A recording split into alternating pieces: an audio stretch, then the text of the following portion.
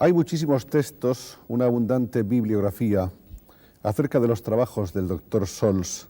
Hay un texto de Severo Ochoa, según el cual la actividad de Sols ha dejado una fuerte impronta en tres áreas que representan etapas fundamentales en el progreso de la bioquímica.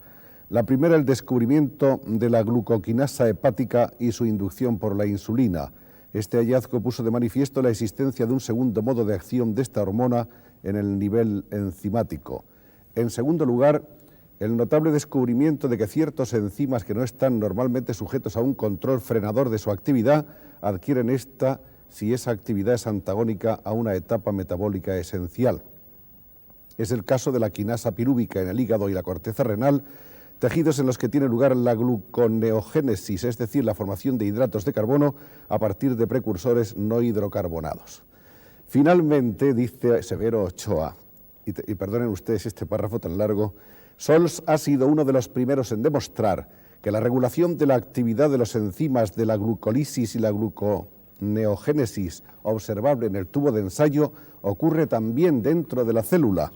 Esto asegura que los mecanismos de reacción observados en tubo de ensayo son parte de un sistema de modulación fisiológica de la actividad enzimática y no meros artefactos de la experimentación in vitro.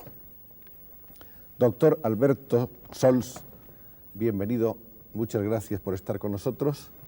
Añadamos para completar un poco esta ficha sinóptica que según numerosos investigadores de dentro y de fuera, el trabajo de Sols tiene entidad suficiente desde hace mucho tiempo para obtener un premio Nobel.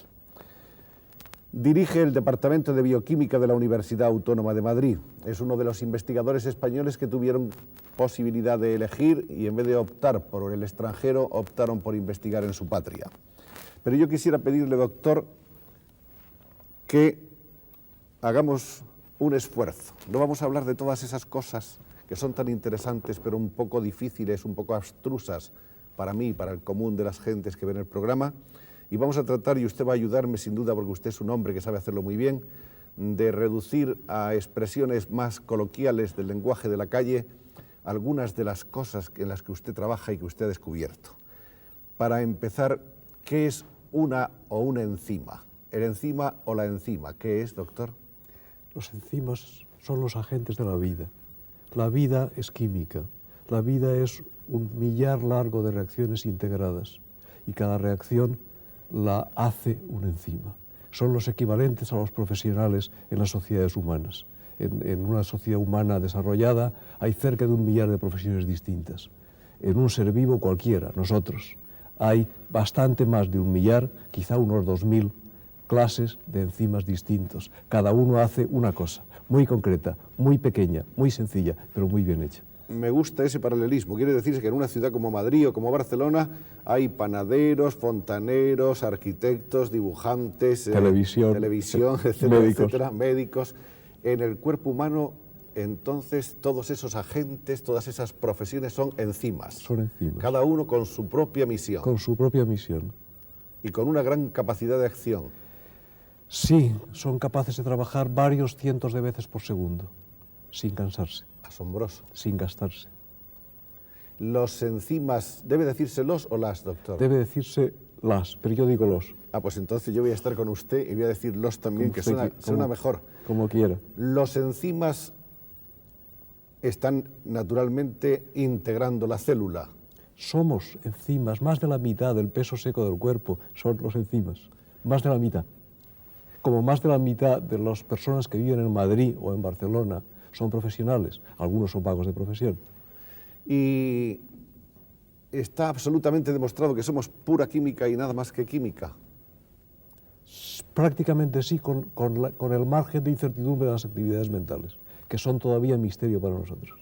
O sea que diríamos que hasta desde el cerebro para abajo somos química pura. Pura química. Pura química. Pura química. Más o menos, ¿de qué estamos hechos, doctor? ¿Cuáles son las sustancias de que está hecho el cuerpo De barro humano? de la tierra, carbono, hidrógeno, oxígeno y somos nitrógeno. Barro, puro barro. Puro barro, de lo más sencillo y elemental, pero combinado de una manera muy ingeniosa. ¿Y cómo trabajan las enzimas o los enzimas? Los enzimas trabajan uniéndose a la sustancia para la cual están hechos, pudiéramos decir, introduciendo un pequeño cambio en ella y abandonándola. Lo que una enzima deja, otro enzima cogerá y introducirá otro pequeño cambio, como las fábricas en cadena, como el montaje en serie. O sea que igual que se monta un automóvil, cada uno va haciendo su parte. Entra un material, cada uno hace una pequeña operación y lo deja, y el siguiente lo coge. ¿Desde cuándo sabemos todo eso con respecto a nosotros? O a lo largo de las últimas décadas, especialmente, radicalmente a lo largo de las últimas 2 décadas.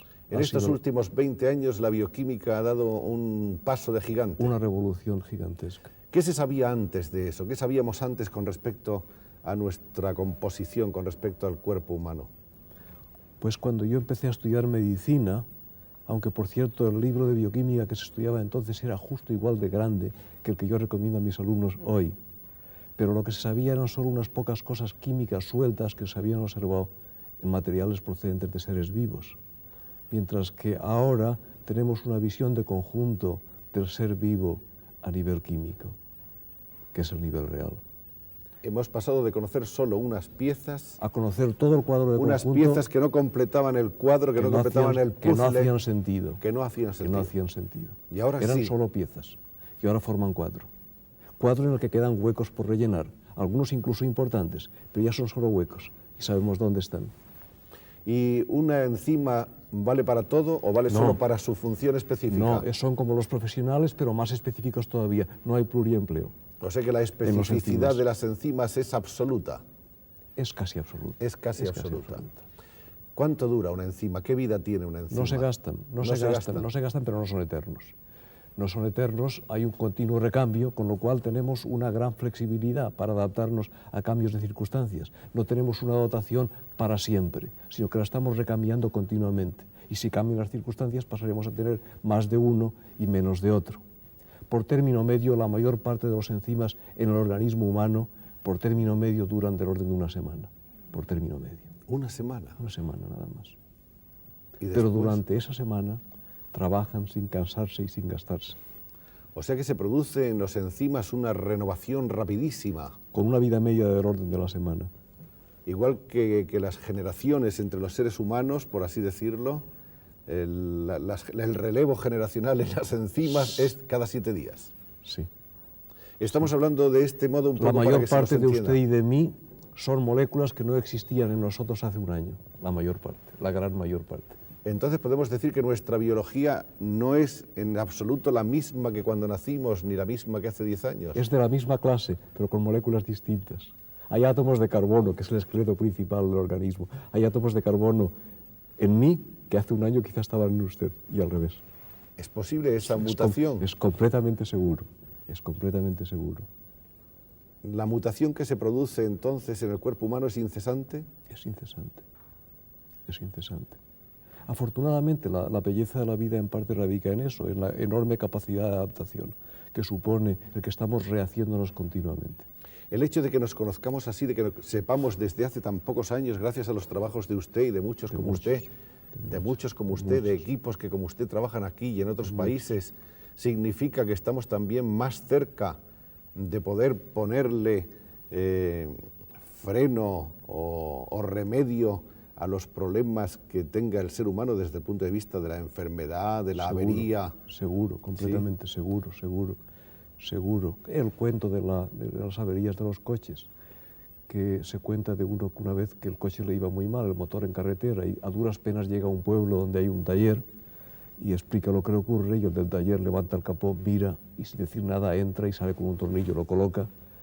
Y el coche arranca y funciona. El coche arranca perfectamente. Entonces el otro no se debía ni a preguntar qué vale, porque era tan poca cosa, pero por si acaso le dice, le debo algo, dice 500 pesetas. Caramba, 500 pesetas por un tornillo tan pequeño. Dice, no, el tornillo se lo regalo. Es por saber que necesitaba el tornillo. Entonces la bioquímica nos hace conocer las piezas del organismo y entonces, al fin y al cabo, la medicina de mañana será medicina molecular, será patología molecular. Y es a medida que sabemos qué pieza está mal en el organismo, podemos intentar o cambiarla o sortearla. Eso nos lleva a considerar un poco por encima que la medicina ha tenido cambios espectaculares a diversos niveles. Diríamos que el primer nivel fue la anatomía, la morfología. Sí, es lo que se ve. Es lo que se ve. Después vino la fisiología, sí, que era el estudio de las funciones. Las funciones. El siguiente paso es el nivel bioquímico. El siguiente es la bioquímica, sí. ¿Habrá un siguiente paso todavía? ¿Hay más Es allá? posible que haya un más allá biofísico, es posible, La pero que ya no biofísica. es radicalmente distinto, sino es una especie de sofisticación dentro de lo químico. O sea que es una integración con la Es una bioquímica. integración, sí. Que se trataría de detectar o de descubrir exactamente qué es lo que pasa en el cerebro. Correcto. Somos entonces, por una parte química y por otra parte información. Sí, sí. Pero químicamente somos, por una parte, acción y por otra, información. Por una parte acción. Químicamente somos, por una parte, información, que son los ácidos nucleicos, que es la clave de la herencia, de organismo a organismo y de célula a célula. Y por otro lado, el mundo de la acción, que son los enzimas, los agentes de la vida. El primer paso hacia todos estos descubrimientos, ¿dónde está? ¿En la evolución? ¿En la teoría de Darwin, quizá? El primer paso en la escala del conocimiento humano, Sí. dice usted. Bueno, en la escala de conocimiento humano, en Fue lo una- más reciente de la medicina, Sí, ¿no? fue enormemente decisivo, radicalmente decisivo, sí. La evolución. La evolución, primero porque nos hizo concebir el mundo vivo como un continuo, no como piezas sueltas, entidades míticas aisladas. Que es sino lo que como un podían haber continuo. parecido, claro. Y eso es de justo hace un siglo, hace un siglo. Después vienen las leyes mendelianas de la herencia. Sí, curiosamente descubiertas en una época en que no se tenían ni barruntos de qué había dentro, pero las leyes se cumplen realmente. Curioso, ¿no? Curioso, curioso. Y después, Y más curioso todavía es que Darwin murió sin conocer las leyes de Mendel, aunque eran radicalmente importantes para que Darwin hubiera dado un salto todavía más grande en sus concepciones. Se murió sin conocerlas. Y es que en el siglo pasado no había ciencia organizada y la gente descubría cosas y a veces nadie se enteraba. ¿por qué la ciencia, sobre todo la ciencia en estos campos, ha tardado tanto? ¿Por qué ha sido tan lenta, tan perezosa? ¿O por qué se ha encontrado con dificultades insalvables? ¿O por qué no ha habido investigación como la hay en estos últimos tiempos en que... Es un misterio. Es un ¿Por qué misterio. ¿Por qué no lo ha habido en el Oriente, a pesar de las grandes culturas de la China? Sin embargo, nunca tuvieron ciencia. Es un misterio. El caso es que en el mundo occidental, solo ha ocurrido en el mundo occidental en los últimos tiempos. Hubo una especie de atisbo precursor en Grecia, en la Grecia clásica, pero solo un atisbo, y luego se volvió a entrar en un marasmo de 1500, 1700 años. Y desde la época del siglo XVII, desde la época de Galileo, es cuando empezó a nacer la ciencia y ha crecido autocatalíticamente. Y aquí, concretamente en España, recuerdo que Ochoa decía también en uno de esos estudios en los que le menciona usted, que en España la bioquímica empezó más o menos de una manera prometedora y de pronto se colapsó y desapareció, acaso por la guerra, Sí. y que después es usted el hombre que vuelve a tomarla, que vuelve a redescubrirla y que le da el gran empellón. Yo tuve la suerte, coincidió con el florecer de los tiempos. En la década de los 50 la bioquímica se puso de moda. Entonces yo tuve la suerte, cuando yo empecé a trabajar precisamente aquí, como se estaba poniendo de moda la bioquímica, muchas de las mejores, bueno, algunas de las mejores cabezas de la gente joven quisieron trabajar conmigo. Y de esta manera mi laboratorio ha sido muy activo durante este tiempo.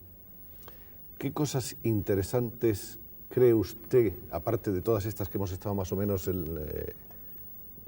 expresando, qué cosas trascendentales cree usted que se derivan sobre todo de estos últimos descubrimientos? Trascendental es el que la vida básica deja de tener secretos insondables. Solo quedan complementos por conocer mejor, pero no tiene secretos insondables. Los enzimas... Ya es bastante es mucho. decir. ¿Y los enzimas son seguros? ¿La eficacia de los enzimas es indudable? ¿Los enzimas no se equivocan? Los enzimas prácticamente no se equivocan, excepto cuando patológicamente están alterados porque un gen mutó y pasa a producirse un enzima alterado y ese enzima funciona mal o no funciona y ahí viene la enfermedad. Esa es la avería, la enfermedad. Sí. La enfermedad patente o la enfermedad larvada.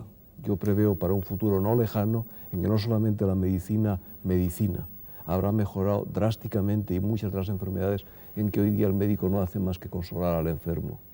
Podrá curar al enfermo o aliviar grandemente al enfermo, sino que además yo preveo que muchas situaciones de subnormalidad que muchos tenemos, que alguna pieza nuestra no va del todo bien sin llegar a ser enfermo, que el conocimiento íntimo a nivel molecular de los seres vivos nos permitirá a los normales, con pequeñas deficiencias, con goteras, el tapar las goteras. Me deja usted asombrado. Entonces quiere decirse que podremos modificar incluso el esquema de la vida humana. Podremos. Estamos llegando a... ¿Podremos hacer que se perpetúe, por ejemplo, el genio? Es decir, podremos hacernos mejores. Sí. Sí. Si tenemos un Napoleón, un Wagner, un Mozart, un Einstein, estoy citando nombres muy diversos, algunos de los cuales acaso no interesen, y queremos que no se extinga, ¿podemos hacer que antes de morir Einstein tengamos un nuevo Einstein asegurado? Está tocando usted una cosa muy delicada. Es probable que sí, no es seguro que sí, pero es probable que sí.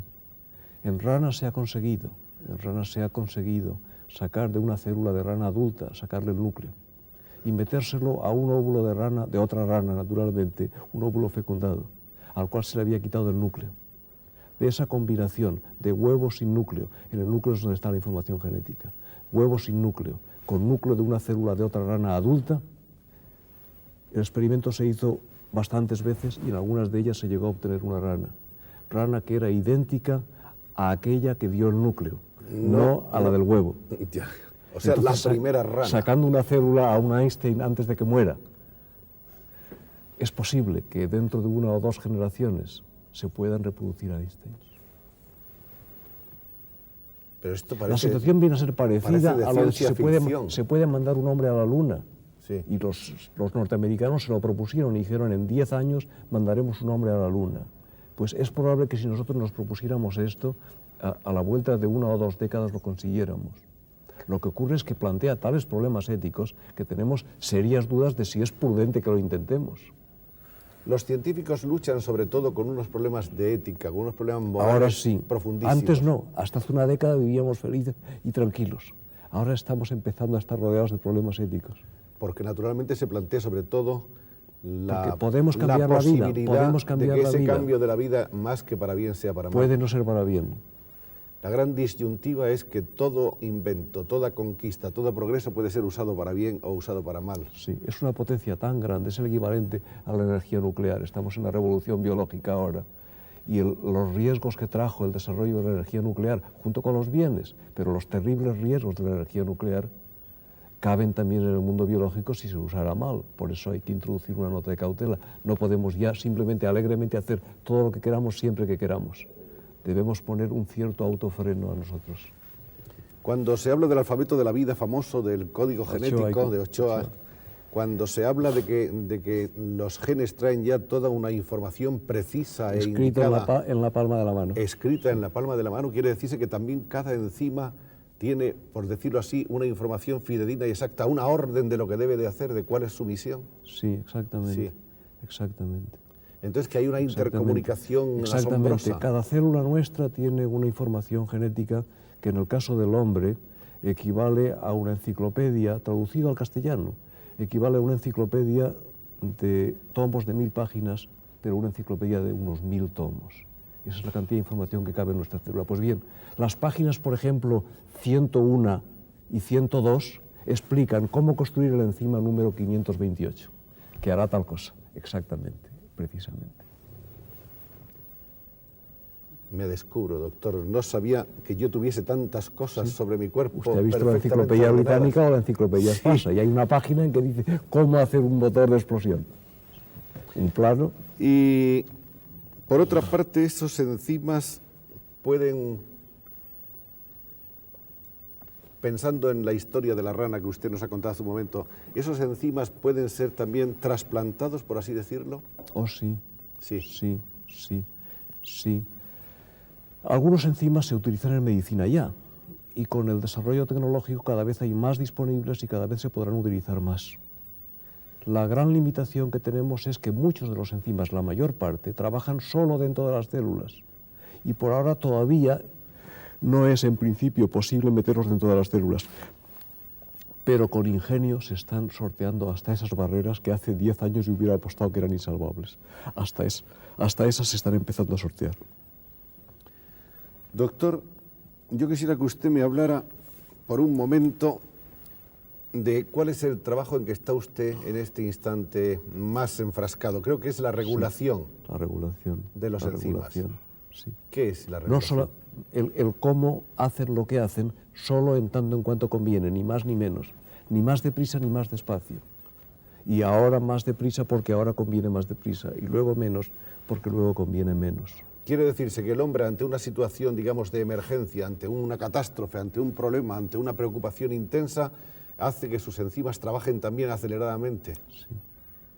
reaccionan sabiendo Sí. que están en una Tenemos situación de más emergencia. capacidad de la que usamos, de tal manera que podemos movilizar energía extra cuando hace falta en un sector determinado. Y una enzima que, por ejemplo, está específicamente, por hablar de su especificidad, que usted ha estudiado y demostrado, que corresponde, por ejemplo, al hígado, puede, sacada del hígado y puesta en otro lugar del organismo, funcionar o ya no tiene su papel. Mire, sí y no. En principio, si se saca del hígado, se le tiene en el tubo de ensayo y funciona. Y si se le inyecta en el torrente circulatorio, en principio puede funcionar, salvo que la sustancia sobre la cual deba actuar no esté en el plasma sanguíneo, en cuyo caso, si le ha introducido usted en un sitio donde no tiene trabajo, pues no trabajará. Comprendido. ¿Y cómo está regulada esa...? Sí. Muchos de los enzimas sabemos ahora que además de ser obreros especializados, muy bien especializados, muy eficaces, que trabajan muy deprisa, cientos de veces por segundo, con regularidad, sin cansarse, además de eso reciben señales del medio ambiente para saber si conviene que trabajen más o que trabajen menos. Por ejemplo, el enzima A conduce eventualmente a la formación de la sustancia X que hace falta en el organismo. Si la sustancia X tiende a sobrar, el enzima A se entera, tiene un sensor para medir el nivel de X. Y si X se acumula demasiado, el enzima A se frena y trabaja más despacio, hasta que el nivel de X sea el mejor para la célula, ni mucho ni poco. Pero eso equivale a un circuito de intercomunicación Es una circuitería de cibernética molecular, literalmente. Todos los enzimas que están en situación clave, hay otros que no están en situación clave y son más sencillos. Los que están en posiciones clave, además de ser muy buenos operarios, tienen una o varias antenas para medir parámetros del medio, para medir concentraciones en el medio, para saber cuánto hay de la sustancia X cuya producción ellos controlan. Pero partiendo de estos descubrimientos que han hecho ustedes y pensando un poco en eso que falta por descubrir, que es bastante todavía. Que es bastante, pero me refiero ahora a la cosa cerebral, a la cosa mental. Hay que pensar que ahí el mecanismo es todavía muchísimo más sutil y muchísimo más complejo. No sabemos. No sabemos. No sabemos. ¿Y lo sabremos alguna vez? No sabemos. No sabemos. No sabemos. Creo que hace falta... Yo supongo que sí, pero a lo mejor tarda un siglo en haber un super Einstein de la biología que descubra la relatividad intelectual, no lo sé, algo así. No es previsible que se llegue simplemente porque haya más gente que trabaje más. Así se dominará el cáncer, pero no se descubrirá como pensamos. Esa regulación de la vida y de la acción de los enzimas es un poco como si diríamos la regulación de la vida en una ciudad. Es decir, son los semáforos, la policía municipal, las leyes, las normas, los reglamentos, los códigos. Esa es la regulación a que obedece el movimiento y la acción. Y que con la larga evolución de los seres vivos, nuestras células y nosotros en conjunto hemos llegado a ser mucho más perfectos que las reglas de tráfico de Madrid. En nosotros no hay los atascos que hay en Madrid. Y ha evolucionado mucho el hombre, quiero decir, esta acción enzimática no es la misma que era, por ejemplo, hace 1 millón de años. Es muy parecida por lo que podemos reconstruir. Es muy parecida, pero más perfecta, porque la evolución ha ido limando aristas. Muy probablemente los enzimas equivalentes a los nuestros de hace 1.000 millones de años eran parecidos pero más toscos, eran menos rápidos, eran menos finos, quizá no tenían esas magníficas antenas para medir el medio. Eran instrumentos parecidos pero más toscos. Es posible, doctor Sols, es posible que haya otros seres en otras galaxias que estén más o menos también constituidos y construidos y basados en el barro, en la pura química, que los seres humanos de este planeta. Es posible que los haya mejores. Es posible que los haya mejores. Es posible que los haya mejores. Es una de las enormes, grandes incógnitas que se han planteado cuando sabemos, como sabemos muy bien por el progreso de la astronomía en los últimos 100 años, que hay un mundo inmenso de estrellas, hay millones de estrellas. Millones de soles. Millones de soles. Millones de millones. Cabe suponer que muchos de ellos tendrán planetas parecidos a los nuestros, parecidos a la Tierra y a Marte. Entonces, cabe suponer que como la vida nació en la Tierra, que a lo mejor nació en algunos de esos. Como son tantos, quizá en alguno la vida ha llegado a ser más perfecta que en la Tierra. Quizá hay seres más inteligentes que nosotros. O quizá hay seres con una inteligencia parecida, pero que en vez de tener 1 millón de años de antigüedad, tienen 10 millones. Imagínese la humanidad dentro de 10 millones de años. ¿Se la puede imaginar? No me atrevo. No me atrevo. Pero pienso que casi todos los que han escrito libros de ciencia ficción han estado adelantándose en gran manera a su tiempo y sobre todo haciendo vaticinios asombrosos. Es posible. Y pienso también otra cosa, y es que aparte de la ciencia ficción ha habido hombres, entre ellos Cristóbal Colón y sus tripulaciones, que se encontraron de pronto con que existían otros pueblos y otros hombres con otras civilizaciones y que seguramente, doctor, de eso no cabe la menor duda, estaban como nosotros hechos de química pura. Sí. Eran tan químicos como somos nosotros. Sí. El hecho de que seamos química pura, desde un punto de vista, digamos, espiritual, ¿es bueno o es malo? ¿Es confortador o es deprimente? Según como usted lo tome, según como lo tome. Para nosotros lo tomamos realísticamente. Nosotros tenemos la ilusión de conocernos mejor y mejor. Y nos satisface mucho el ver que nos conocemos mucho mejor que se conocía el hombre a sí mismo hace una generación. Hablemos un poco de usted, doctor. Usted nació en Sax. Nací en Sax. Que es un pueblecito... Un pueblecito de la provincia de Alicante, de la provincia del de Alicante. Reino de Valencia. Hace de eso más o menos 50 y tantos años. 50 y tantos años. Su padre creo que era notario. Mi padre era notario. Mi padre era notario de pueblo, que se casó con la hija del médico del pueblo, se marchó a otro pueblo y allí nací yo. De modo que estaba usted entre el derecho y la medicina, y supongo que su fluctuación duró un cierto tiempo, ¿o no? No tiene nada que ver con nada. Eso. Nada. ¿Fueron muchos hermanos? Nada, fuimos 2 hermanos. ¿Y su hermano qué carrera estudió? Derecho. Pero en mí no hubo fluctuación, yo nunca tuve ninguna atracción por el derecho. No tuvo apego ninguno por el derecho. Ni inicialmente por la medicina tampoco. Ajá. Entonces cosas yo ni conocía a mi abuelo, había muerto antes de nacer yo. ¿Y entonces cómo se fue revelando esa vocación científica? Parece ser, de muy niño yo tenía unas aficiones, digamos, paracientíficas dentro de lo que cabe. Mi familia hablaba de mis inventos. Cosas familiares, anecdóticas, pero algo debía haber en germen. ¿Qué inventaba usted entonces cuando era un niño? Pequeños trucos, mejoras caseras, pequeños artilugios. Recuerdo una cosa biológica, tuve durante algún tiempo la preocupación de inventar una especie de píldora, que fuera un alimento súper concentrado, que permitiera vivir tomando solamente una píldora cada día. Ese es el sueño de muchos humanos que no tienen tiempo ni para comer. Es completamente imposible. Es imposible. Es radicalmente imposible. No se puede vivir de píldoras. Lo más concentrado posible es la mantequilla o el aceite de olivas. Más que eso tan no se puede. Tan sencillo y barato como eso. No cabe más. Si lo comprime más, como en ciertas estrellas, ya no es válido para... Y cuando se ha hablado de unas píldoras muy energéticas que han consumido ciertos ejércitos en la última guerra... Pura literatura. Literatura. Sí. Hoy y mañana, no es cuestión de tiempo. No se conseguirá nunca. O sea que el bisté no puede ser sustituido jamás por la píldora. No, solo se le puede quitar el agua, con lo cual pesará unas 4 veces menos. La investigación en España arranca de cajal. La investigación en España arranca de Cajal, sí, realmente. De eso no hay duda. Sí, Cajal rompió el fuego, no cabe duda, y ha sido una inspiración para los que han venido después.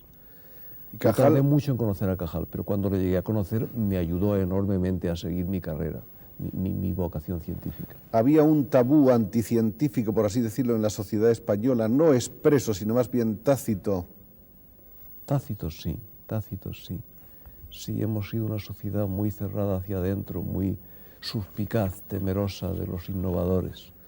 El científico, sin embargo, por lo menos entre nosotros, tiene fama de ser un hombre más bien solitario, quizá porque lo exija su propia vocación, más bien un hombre muy honesto, sí. Un hombre apartado de las especulaciones o de las preocupaciones especulativas económicas. Sí. Son ustedes gentes más bien espartanas que se conforman con más poco.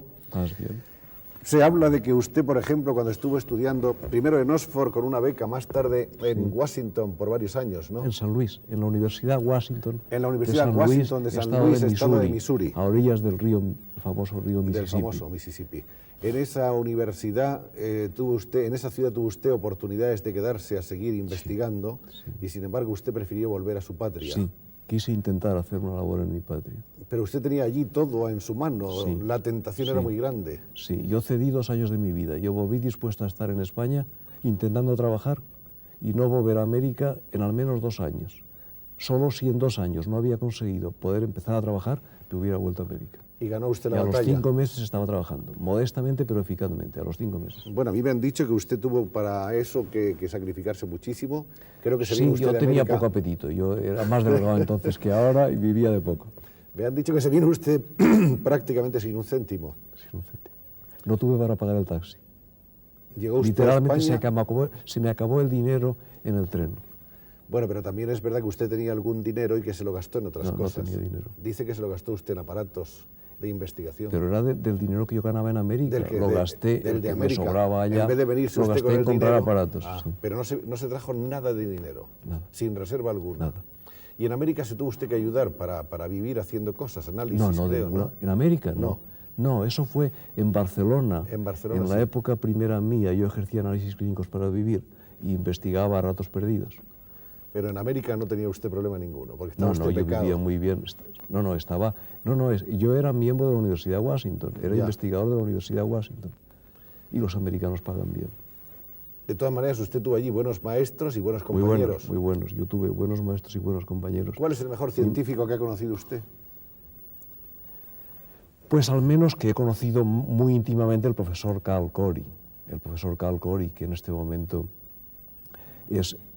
ha sido el cabeza de una de las escuelas más importantes en bioquímica. Y yo viví 3 años con él, muy íntimamente, hasta comía con él. Y claro, eso dejó en mí una impronta para toda la vida. Todavía vive, todavía es activo. El año pasado ha hecho 2 viajes a España. Vino a un homenaje que le tributaron a usted en Sevilla, un homenaje memorable, en el que estuvo toda la investigación, estuvo el Severo Ochoa, estuvo su maestro Carl Corey. Americano, estuvo el príncipe de España, hoy su majestad, el rey Juan Carlos, quien le hizo entrega de una medalla, ¿no? Al profesor Carl Corey, sí. Ese fue un día muy bonito para usted. Sí. Porque a los científicos generalmente no se les homenajea mucho. No, generalmente no, y aunque me esté mal el decirlo, por el bien de la sociedad conviene homenajearles un poco. En España homenajeamos demasiado a los futbolistas y poco a los investigadores jóvenes. No, ya a nosotros ya no hay por qué homenajearnos, pero a los jóvenes sí, porque les ayuda a seguir adelante, a pesar de que económicamente nunca están bien, a pesar de que tienen que trabajar más que el término medio. Pero eso da una moral tremenda, ¿verdad, doctor? Sí.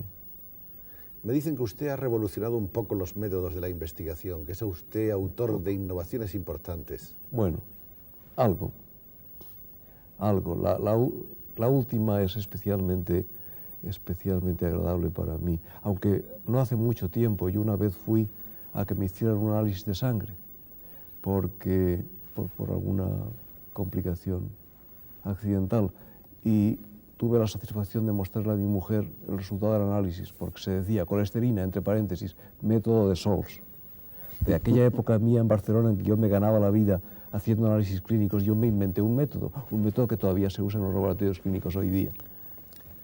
Pero después de ese salto atrás, digamos, hoy día, de lo que estoy muy satisfecho es de haber inventado un método para estudiar los enzimas dentro de la célula, para devolver los enzimas del tubo de ensayo donde están siendo tan intensamente estudiados por los bioquímicos, devolverlos a la célula, poder verificar, poder comprobar si las propiedades más importantes que encontramos en el tubo de ensayo, si en la célula son también así. Yo he abierto la puerta. Otra cosa, doctor, ¿hay colaboración entre los científicos o son ustedes gente más bien muy individualista? Hay mucha colaboración. ¿Hay solidaridad? Hay mucha colaboración. ¿Y se confían unos a otros? Mucho más que el término medio. Sí. ¿No son partidarios de una reserva no, del top secret? No, hay una vieja usanza española. No. Los verdaderos científicos se lo comunican a veces hasta por teléfono.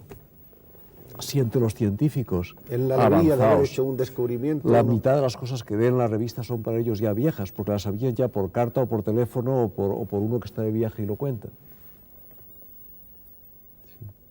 y el metabolismo.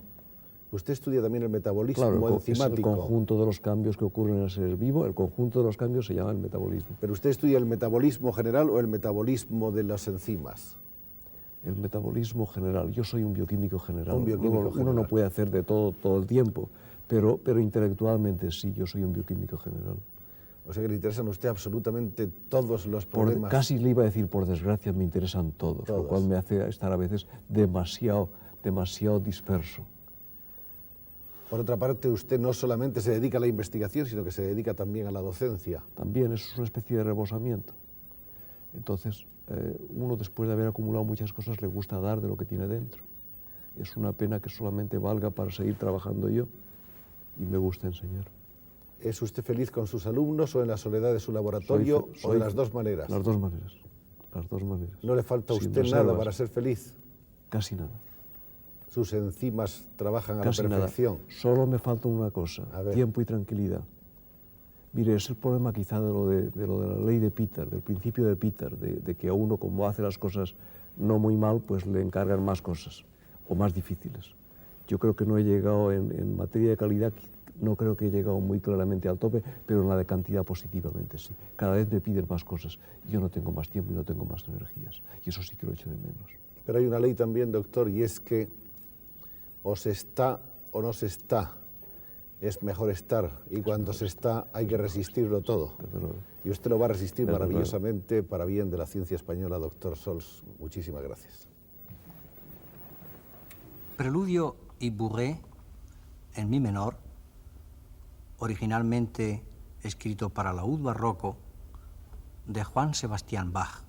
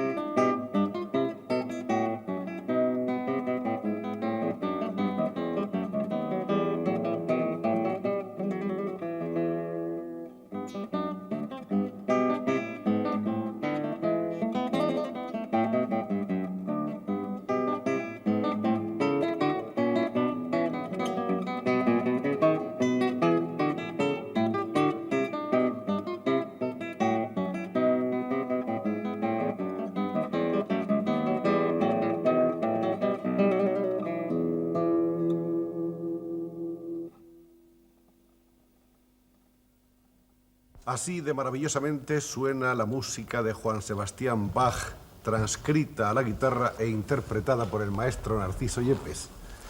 Gracias, maestro, por venir a estar con nosotros esta noche. Con mucho gusto. Y por darnos su música en profundidad, esa música que tanto emociona, que tanto conmueve a los públicos del mundo. Maestro Narciso Yepes, podríamos decir que la vida y la obra de un hombre, y sobre todo de un hombre como usted, que ha tenido que viajar y enfrentarse con tantos públicos dispares, está muy unida a la geografía. Yo quisiera preguntarle a usted qué significan en su currículum, qué son para su vida algunas ciudades, algunos nombres de ciudades. Por ejemplo, ¿qué es para usted Lorca?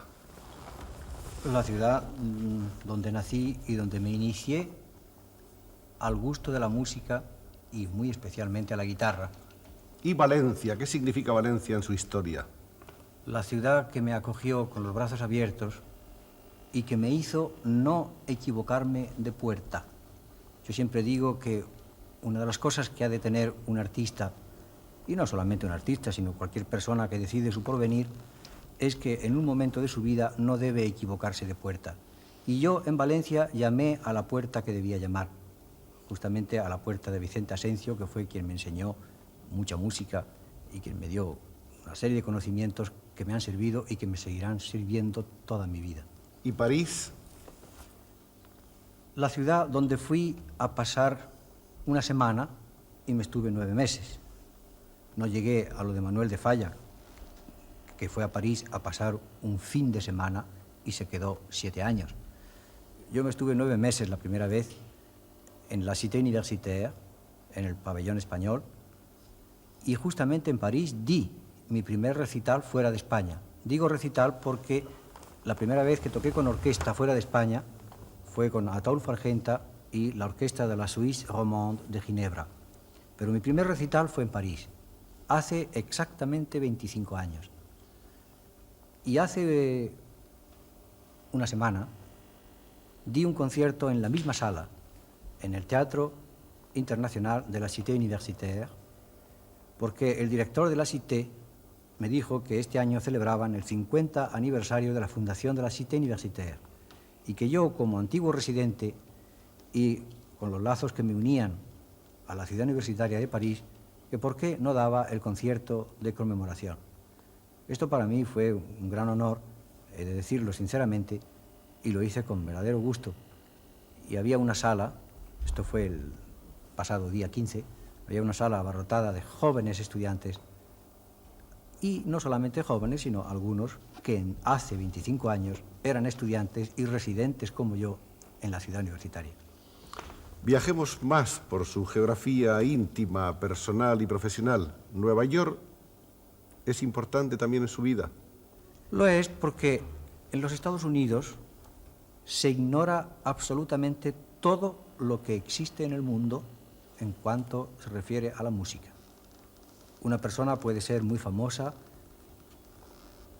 en los 4 continentes, pero no en el 5. Y si no ha tocado nunca en el 5 continente, no lo conocerá, no existe. No lo conocerá absolutamente nadie en los Estados Unidos, o muy poca gente, en todo caso. Es decir, que ir a los Estados Unidos y el concierto en Nueva York es también un hito en la carrera de un artista. Yo ahora acabo de tocar, por no sé si será 10ª o 11ª vez en Nueva York, y naturalmente Nueva York significa para mí la apertura, la puerta, mejor dicho, de entrada a los Estados Unidos. Tokio. Tokio es también para mí entrañable. Es entrañable porque Tokio no es que abra las puertas del Japón. Las puertas del Japón se abren a través de Europa y a través de Estados Unidos. Pero en Tokio hay tal afición, tal amor por la guitarra, que la primera vez que fui, hace exactamente 15 años, en el año 60, me dijeron que había unos 20 o 30.000 aficionados a la guitarra en el Japón. La última vez que he ido al Japón hace 2 años, que ha sido mi 7º viaje al Japón, según las estadísticas, y ya sabe usted que los japoneses son muy aficionados a las estadísticas, según las estadísticas ahora parece ser que hay unos 4 millones de japoneses que tocan la guitarra. La última vez que estuve en Tokio, di 7 conciertos y no había posibilidad de entrar a ninguno de los 7 desde hacía 2 meses antes de llegar yo. Esto significa que en Tokio hay una enorme afición a la guitarra. Y una enorme afición y devoción por Narciso Yepes, que me consta. Tal vez hay un poco también de esto, pero he de decirle que es que en el Japón los seres humanos se mueven en masa para asistir a cualquier manifestación artística, sea la que fuere. Porque yo recuerdo, en este último viaje, iban a llevar la Gioconda, y en todas partes, en el metro, se veían carteles con la fotografía de la Gioconda, anunciando que la Gioconda iba a llegar a Tokio. Los japoneses tuvieron que ver la Gioconda solamente 12 segundos. Es decir, cada japonés solo tuvo autorización para pasar y estar delante de la Gioconda durante 12 segundos. Esto quiere decir que lo estudiaron de tal forma que solo fueran 12 segundos porque tuvieron que pasar por la Gioconda más de 5 millones de personas. Se quedaron sin descifrar la enigmática sonrisa. Ni más ni menos. ¿Y Buenos Aires, maestro? Buenos Aires es una ciudad excepcionalmente interesada por la música.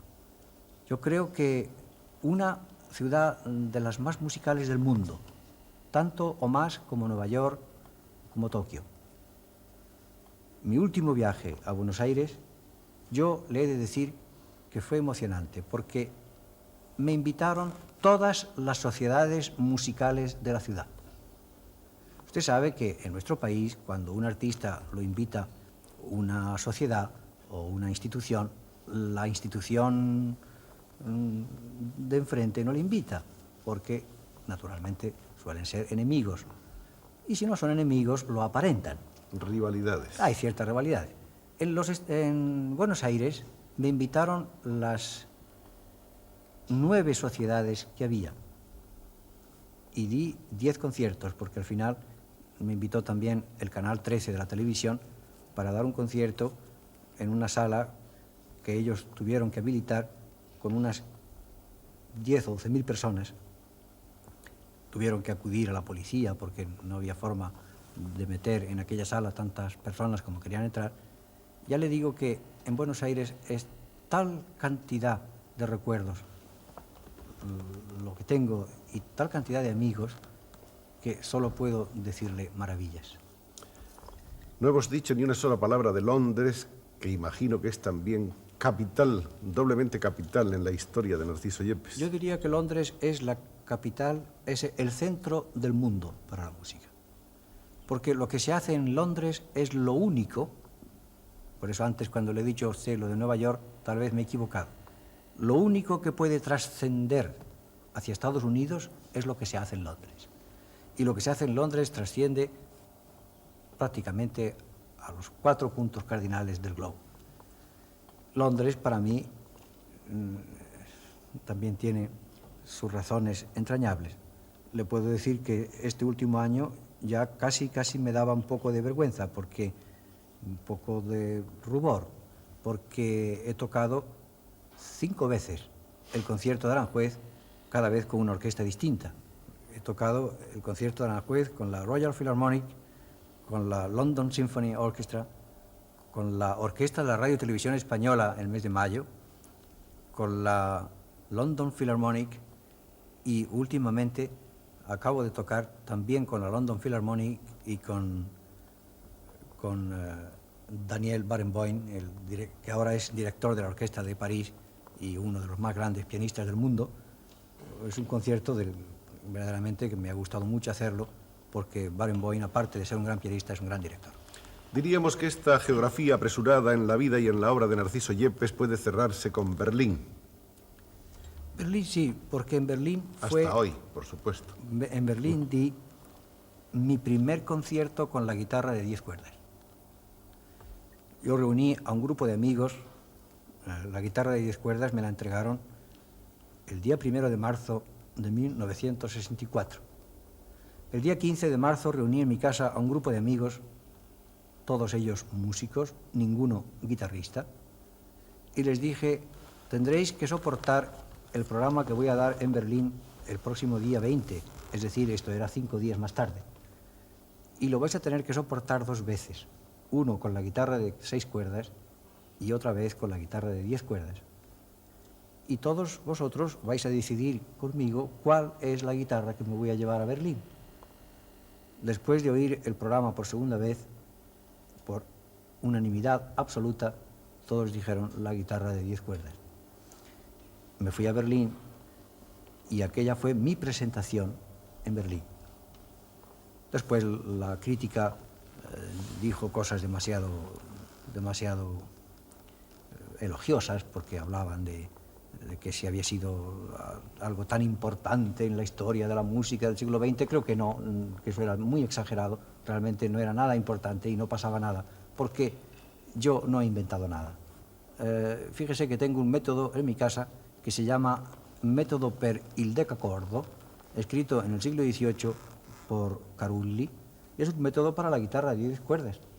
Y había un guitarrista español que vivía en Argentina y que murió en Santiago de Chile, se llamaba Manjón, de quien tengo mucha música que me la dio su hija, que vive actualmente en Santiago de Chile, y que escribía música para la guitarra de 10 cuerdas. Así que yo lo único que he hecho ha sido aportar a la guitarra una serie de ideas que tenía desde hace mucho tiempo y que quería desarrollar con este instrumento. Y ahora queremos cerrar la entrevista tal como comenzó, con sus manos mágicas sobre las 10 cuerdas. Con mucho gusto. Muchas gracias, maestro. Buenas noches. Vamos a escuchar al maestro Narciso Yepes de nuevo a la guitarra, esta vez interpretando, como él mismo nos anunciará, unas canciones de las que es, en cierto modo, responsable, de las que es autor. Normalmente yo no toco nunca música compuesta por mí. Me da un cierto rubor que ustedes deben comprender. Pero esta noche, excepcionalmente, muy excepcionalmente, voy a tocar 2 canciones populares catalanas que yo armonicé para grabarlas en un disco que hice que se llamaba Música Catalana. Estas canciones son Montañes del Canigú, la primera, y Catarina d'Alió, la segunda.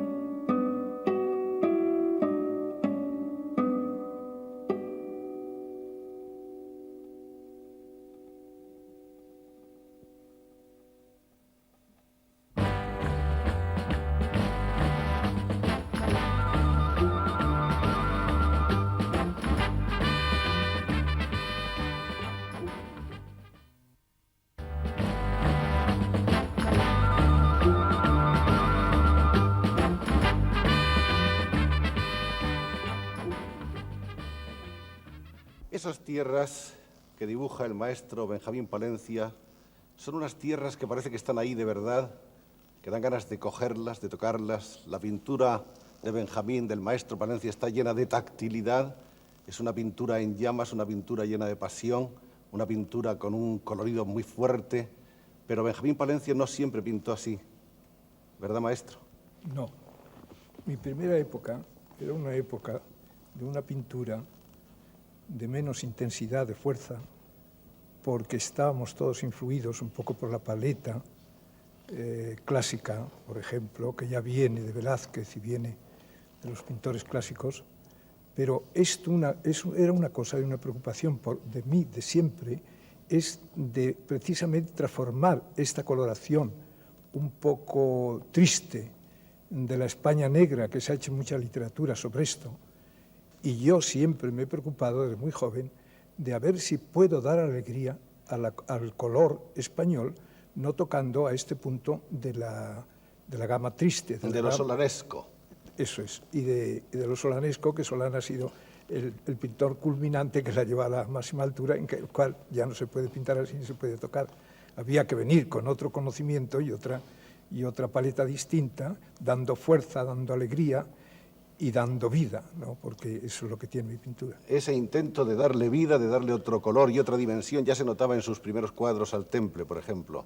Sí, he pintado mucho al Temple porque es una gama muy delicada y viene también de los grandes clásicos, porque el Temple y el fresco son tan muy unidos, son muy hermanos. Y esto es una cosa que todo pintor debía también de intentar hacer Temple, porque es la gama más fina y refinada a base de una coloración. Siempre hay Tiziano, que ellos pintaban al Temple el cuadro y luego lo terminaban con óleo, y son unas calidades sensuales muy bellas y muy humanas, porque los clásicos florentinos, estos son ya metafísicos, estos no intentaban esa coloración hasta que Venecia lo descubrió, que fue Tiziano como el rey principal de todo este movimiento que todavía existe, porque los pintores franceses estaban inspirados en Venecia, en toda la pintura veneciana. Los impresionistas, por ejemplo, salen de ahí y salen de España. Hay una cosa que me sorprende y es un juicio que le mereció su obra a Pablo Picasso, que dijo que su pintura, maestro, tenía la ferocidad de la pintura de Goya. Sí, esto en la última exposición que yo hice en París, Picasso le extrañó mucho esa fuerza mía del rasgo de la pluma, porque yo he dibujado siempre con mucho donaire, y me preguntó de dónde procedía yo, de qué sitio de España, y además que esta ferocidad, que era una ferocidad muy española y que yo aportaba, me dijo, la ferocidad de los pintores grandes españoles, tanto que me dijo al final, de Goya, tú y yo.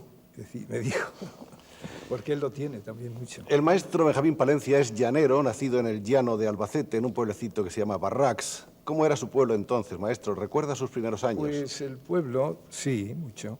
El pueblo es un pueblo modesto, un pueblo campesino, un pueblo en una planicie deliciosa, porque parece un estadio blanco, pero, claro, modestísimo, pero con una elegancia, porque el pueblo mismo en su arquitectura, y eso es un pueblo a pesar de su modestia, es elegante, es un pueblo bien trazado, y luego de una raza manchega, como hombres del campo, pues son ejemplares, y de ahí han nacido pues, las mejores familias, quizás manchegas de esta provincia. Pero usted realmente como pintor, yo creo que se cuaja en el descubrimiento y en el entendimiento del paisaje de Castilla. Sí, esto es verdad. Yo empecé pintando figura hasta los 30 años, hasta la guerra. Luego tomé un poco de antipatía porque durante el tiempo de la guerra que lo he pasado en Madrid, vi cosas tan horrorosas y que no quise tocar la figura más, y entonces me despedí y me dediqué al paisaje. Pero un pintor, cuando tiene genio, cuando tiene temperamento, lo mismo da pintar figura que paisaje, porque no se comprende que un pintor que domine el arte y que sea un artista no sepa pintar una figura y no sepa pintar un paisaje al mismo tiempo. Yo me dedico al paisaje porque el paisaje me da más, tiene más mundo, tiene más universalidad y además más riqueza de color, más juego. Y luego los sentidos del pintor, porque yo pinto con los 5 sentidos, siempre tomando parte esta gran cualidad, la figura no lo da, no lo puede uno poner a disposición, tanto como el paisaje. Y el paisaje descubre mundos nuevos que la pintura te tienes que disciplinar siempre a un volumen que tienes enfrente y que no puedes salir. Este es un volumen que a veces te agarra, ¿no? Y que tiene también mucha importancia. Pero es que el siglo XIX, toda la pintura del siglo XIX lo llevó, esto vino en decadencia. Y la figura, hasta Goya, y después de Goya no se ha hecho nada. El pintor que ha llegado a la cumbre del retrato, por ejemplo, y de la composición figurativa, como gran maestro, ha sido Goya. Desde entonces viene la pintura en decadencia y a eso no se le puede tocar tanto que nadie casi lo hace. Aunque no sé más que anecdóticamente, maestro, me imagino que usted tiene tomado partido decisivamente contra la llamada pintura abstracta. Pues sí, es un arte que nunca lo he tocado porque no creo en él. Yo he trabajado mucho en París, me pasaba los inviernos, los veranos me venía a España y he tenido que hacer también cubismo, he pasado por el cubismo, surrealismo y todos los ismos, el dadaísmo, en fin, toda esa derivación para ver estos tienen una cualidad que siempre sirve al pintor. Pero yo, como español y como otro temperamento y otra manera de ver las cosas, a mí en la pintura abstracta, la derivación que ha tomado desde el cubismo, porque eso sí, es una gran teoría y una gran cualidad pictórica, pero después ya se ha metido en una serie de lucubraciones y de intentos casi oscuros, está metido en una penumbra, no ha dado luz y luego ha degenerado una cosa que casi no es pintura, porque ya trabajan con unas materias que casi, por ejemplo, un pintor pues mete todo en la pintura, como ustedes han visto, y un escultor pues lo hace de todo, los detritus y de todas las cosas, y eso ni es escultura ni es pintura. Y esto del tiempo va dando la razón porque todo eso ya va cayendo. La pintura de usted entronca, sin duda alguna, con toda la gran tradición pictórica española. Yo creo que en un principio quizá usted se sintió deslumbrado acaso por el Greco. Sí, fueron al entrar en Madrid, los pintores que más me han gustado siempre y que además los he estudiado muy a fondo ha sido el Greco, Velázquez, Zurbarán. Esos son los 3 pintores, los 3 grandes pintores que tiene España, que puede ponerlos enfrente de los pintores del mundo, ¿no? Pero sobre todo, por temperamento, el Greco. Ha sido un pintor que me ha apasionado y me sigue apasionando. Siempre estoy casi encima de él, sacándole cosas, haciendo lucubraciones, pero llevarlo a la pintura a un concepto de pintura nueva, porque claro, no puede uno repetir eso, porque si eso ya está completamente los museos, no, es un fósil que nada más es para la admiración, pero no para ir como fuente viva para traerlo a la pintura contemporánea, a la pintura de hoy. Bueno, diríamos que esa es como la raíz. Más tarde viene naturalmente todo lo que usted ve y siente y asimila en París, y luego está su particular y personal visión del paisaje, que es una recreación total.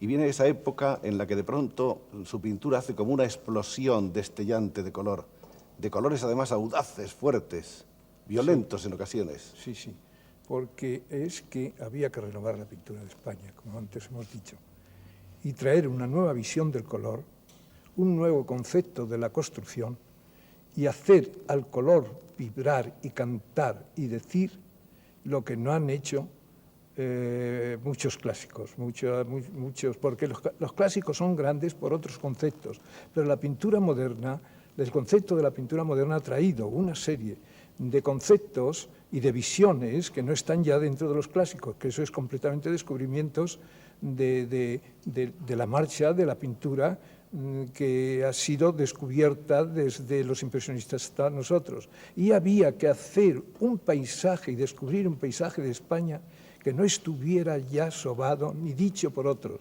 Esto es lo que yo he hecho en la pintura española. La pintura española, el paisaje, siempre se han parecido unos a otros, pero yo quise quitar esto y traer una nueva España y una nueva Castilla, porque me situé en Castilla porque es el centro de España donde tenía que ahondar. Y esto es lo que yo he hecho. Y además la pintura desde Benjamín Palencia ya ha tomado completamente otra visión, otra manera de hacer y además tratar con una técnica completamente nueva y tratarla de un modo para llevarla a la creación, que es lo que muchas veces mi pintura desemboca, en una creación, porque el arte es una creación. Es una pintura, en cierto modo, espacial. Hay ahí un sentido del espacio que es muy difícil, y de la geometría, sí, y de la música, diría yo también. Sí, la pintura actual es muy musical y muy poética. Esto, claro, pero tiene que venir dado con un cuerpo especial, y el pintor pues tiene que tener una cultura. Yo he estudiado mucho la geometría, vamos, todo lo que los clásicos italianos han tenido, pero en el sentido de ciencia, ¿no? Como un Leonardo da Vinci, que todo tiene la divina proporción, trabajan con un gran sentido elevadísimo de las proporciones, pero claro, esto hay que traerlo muy delicadamente porque tampoco se puede volver atrás, ni traer conceptos que ya están completamente explicados y demostrados.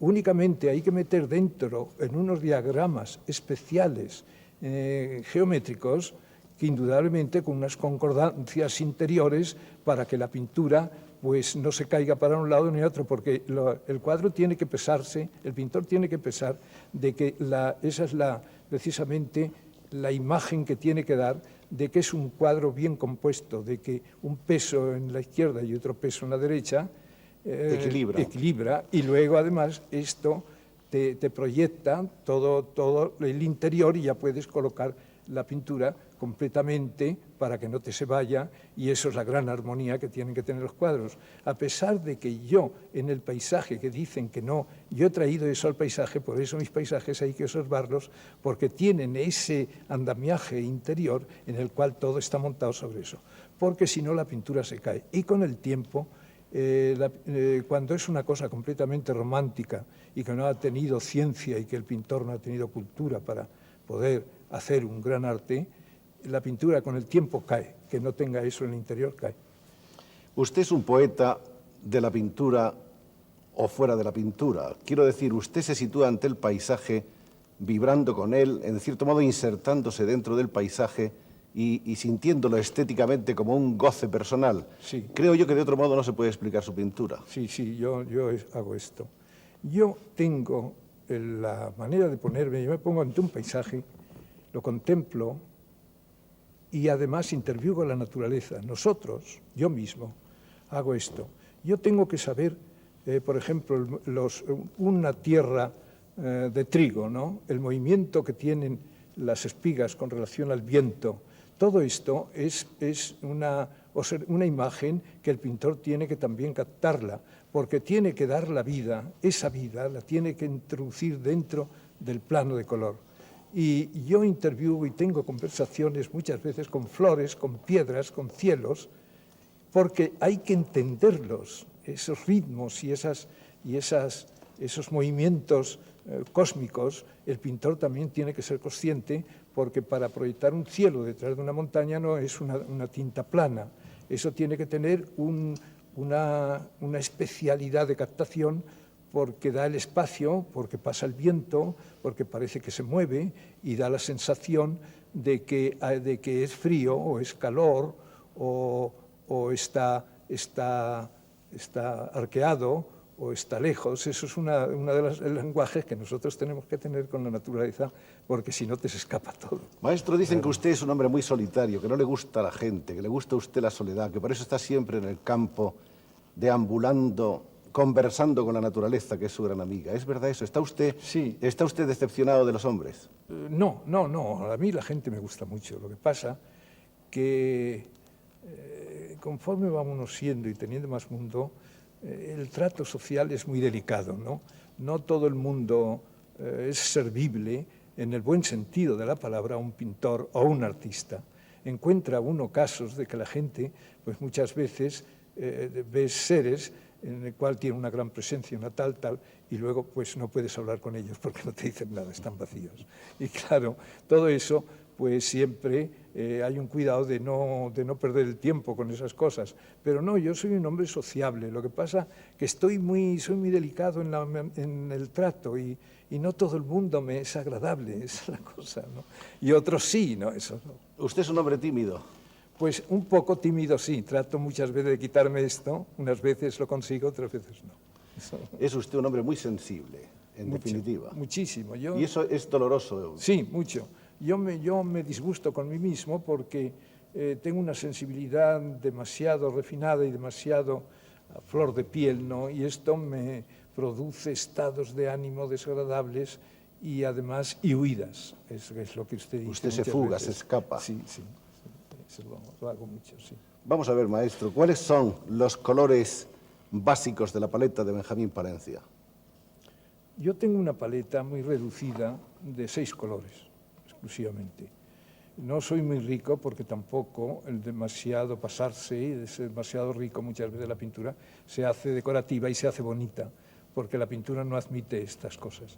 La pintura tiene que ser hay medida y un equilibrio para llevar el color hasta un extremo donde lo tienes que dejar y tampoco abusar de demasiado color, porque el cuadro entonces habla y tiene una manera de mostrarse que ya no gusta. Es un cierto barroquismo en los colores, demasiado tal. Y yo lo que trato es tener muy equilibrada la paleta, que son los 6 colores. Y nunca trabajo con negro, yo no tengo el negro ni el blanco. Por eso la luz lo doy con los amarillos limón, que soy un pintor que trabaja muy bien este color que se ha puesto en la pintura completamente, es completamente un color actual en toda la pintura contemporánea. Pero esto es una cosa que me ha costado muchos años saberlo.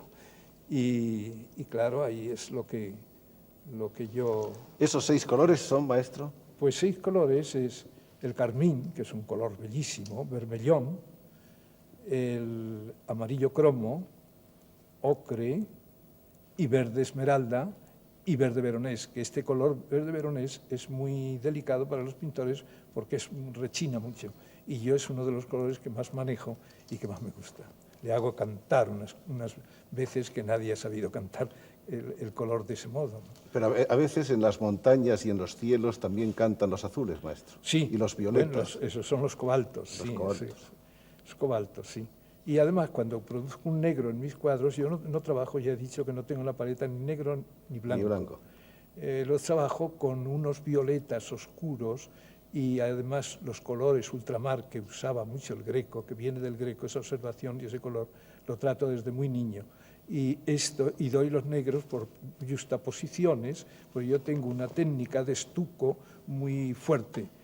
Primeramente, doy el cuadro soy como una especie de albañil, ¿no? Doy los colores, voy dando las estructuras y los colores para luego unos colores que para que tenga consistencia el color y unos gruesos. Y luego trabajo con el color delicado encima y por eso tiene esas transparencias. El color muchas veces un carmín que por debajo canta y hay como una piedra preciosa, porque la pintura contemporánea canta lo mismo que si fuera una joya, una piedra preciosa, porque ya se ha quitado todo eso de los mates y las cosas sordas, y que es lo que hablábamos antes de la pintura esta completamente negra, ¿no? Que han trabajado tanto todo el siglo XIX. Algunas veces en algunos cuadros de usted, sobre todo en los que hay paisajes con figuras, se recuerda un poco a Gauguin, un poco a Matisse. Bueno, coincidimos, un poco sí.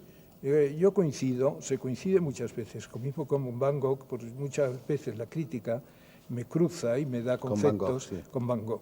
Pero es que Van Gogh es un místico del campo y yo soy otro místico del campo. Y luego los pintores que trabajamos esos asuntos, él va por su camino y yo voy por el mío y a veces nos cruzamos. Hay un cruce, tiene que haberlo. En el momento que trabaja el paisaje como Van Gogh, como lo trabajaba tan sincero y luego tan poético, lo mismo que yo, tan sincero y tan poético, hay momentos que él va por su camino, yo por el mío, y hay un cruce que nos unimos. Y muchas veces la crítica, cuando no es penetrante, pues dice que si hay una influencia, bueno, esto no me lo han dicho mucho, pero hay siempre una coloración que coincide con Van Gogh. Pero luego él sigue su camino y yo sigo el mío. Y ya nos separamos porque, claro, eso tiene que ser. No puede uno pararse, por ejemplo, en otro pintor. Y además las influencias estas, hay que tener mucho cuidado, de jóvenes sí, no es posible extirparlas de uno, pero conforme va uno avanzando y eso hay que quitárselas, porque la influencia entra dentro ya del concepto general de la cultura. Es una asimilación y después viene... Y viene ya la personalidad, porque hay que buscar eso. Si no es uno, un pintor no agrega nada y no es un creador ni es nada, entonces se queda uno remedando a otro, copiando a otro y tal, y ya no es nadie, claro, eso no tiene. Se pone usted ante un cuadro de Benjamín Palencia, un cuadro terminado no ayer, quizá hace un año, ¿y qué piensa usted de ese cuadro? ¿Qué le dice ese cuadro? El cuadro es el que dice siempre su verdad, para el que sepa oírla. Indudablemente. ¿Qué le dice a usted un viejo cuadro de Benjamín Palencia? Pues un viejo cuadro me dice, me da una afirmación de que he ido y voy por el buen camino de la pintura. Y luego me da una fisonomía que he cogido allí, que está encerrada y me hace gozar lo indecible, porque naturalmente hay una serie de cualidades que el pintor tiene que meterlas dentro y estar allí perenne siempre, hasta la eternidad, y esto, en las revelaciones estas, pues claro, dejan a uno estupefacto. Muchas veces creo muchas veces me pregunto a mí mismo, pero ¿cómo he podido llegar a dar esa expresión? Porque el tiempo, claro, te hace borrar muchas cosas, de tan bella y tan tal, que luego muchas veces la quiere uno coger, volver atrás para coger eso y darlo en una fisonomía más actual, y no se puede. Es algo, porque claro, cuando es uno sincero, pasa eso. En la vida de Benjamín Palencia ha habido tantas cosas de las que podríamos hablar. El tiempo no perdona, pero yo quisiera hacer una alusión de pasada a dos personajes que son fundamentales en su vida. Uno de ellos, Juan Ramón Jiménez, que fue quien le abrió las puertas de Madrid. Juan Ramón Jiménez fue el hombre que me descubrió. Yo lo conocí a los 16 años, en una exposición que se hizo de pintores noveles en Madrid, en el Museo de Arte Moderno. Había pues una colección de unos 20 pintores. Y entonces yo mandé dos obras. Y una estaba dentro el retrato de Larra. Un retrato, una composición, porque era una mesa oscura con un tintero y unas cuartillas, y el retrato de Larra en el fondo. Y Juan Ramón, que era muy aficionado, iba a todas las exposiciones, descubrió esto, y entonces empezó a preguntar que había dos cosas muy importantes y de una gran belleza, y además dos obras principalísimas que dominaban por encima de todo el envío. Entonces Juan Ramón hizo todo lo posible para poderme localizar y encontrar.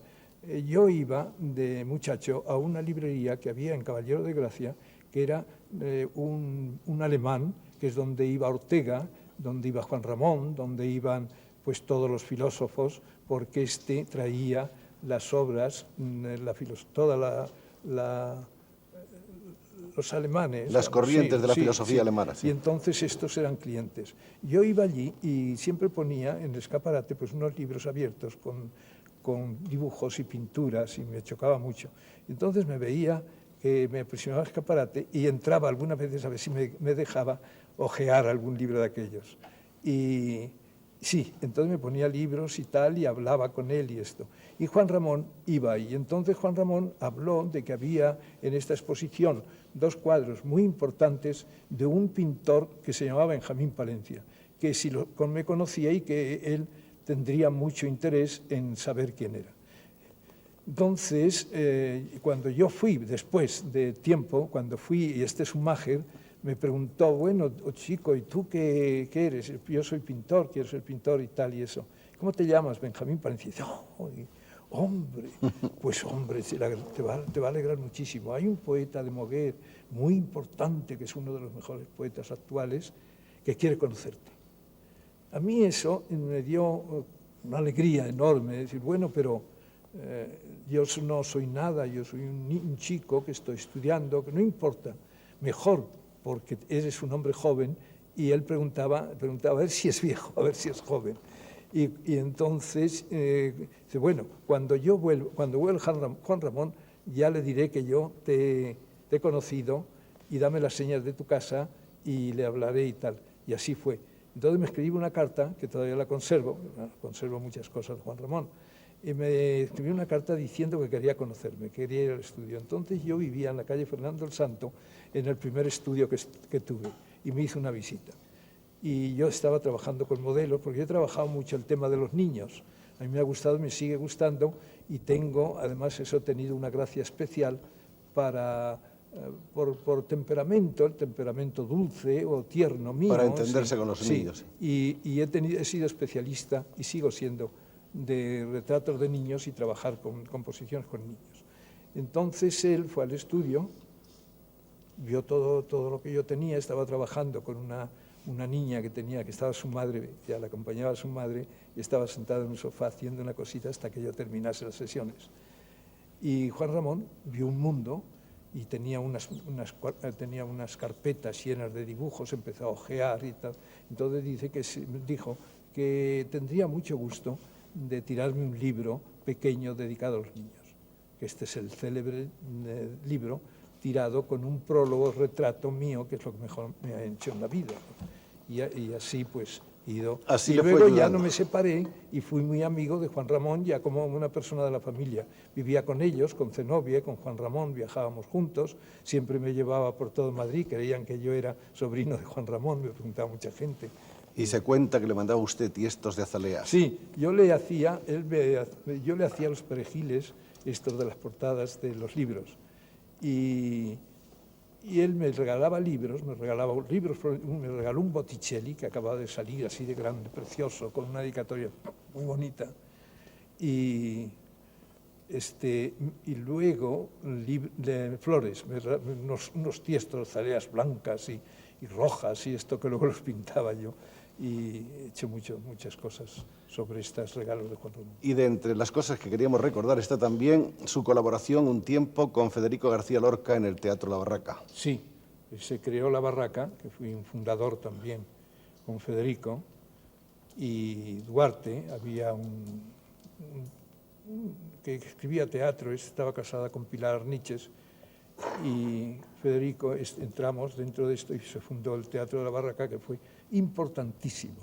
Fue una etapa de teatro joven, teatro universitario, con un estilo nuevo de la declamación del verso, incluso la decoración. Yo traje, porque yo ya salía un poco a París, traje todos los estilos nuevos, porque había visto el Teatro Camerny, el Teatro Mayer Hall, el Teatro Judío de Moscú, porque en París se proyecta todo esto. Entonces yo asistía a estas sesiones y traje toda la renovación del teatro, que La Barraca estaba montada con estos conceptos, completamente nuevo, y chocó mucho a todo el teatro que se estaba haciendo, tanto que creía todo el mundo que había un renacimiento y tal. Y luego esto se fue cortando y apagando y ya se disolvió. Y luego hay otra cosa, y es que Benjamín Palencia escribe poemas en prosa. Sí, sí, porque la pintura está muy cerca y las observaciones del campo y de la naturaleza está muy cerca, porque claro, uno tiene que asimilar y todo ese mundo pues va quedando dentro. Y a veces como no pintas, yo por la noche tengo siempre cuartillas y siempre son impresiones de todo lo que he visto durante un día, pero siempre poetizándolo. Nunca es la realidad objetiva como una fotografía sacada de la naturaleza, no, sino con interpretaciones poéticas, y eso tengo mucho, he publicado bastante, han tenido mucha aceptación, pero no me gusta mucho porque yo no le quiero quitar a la pintura todo lo que la pintura necesita. Los ojos de Benjamín Palencia, esos ojos que han visto y descubierto una nueva dimensión del paisaje para todos los hombres cultos, los hombres sensibles del mundo.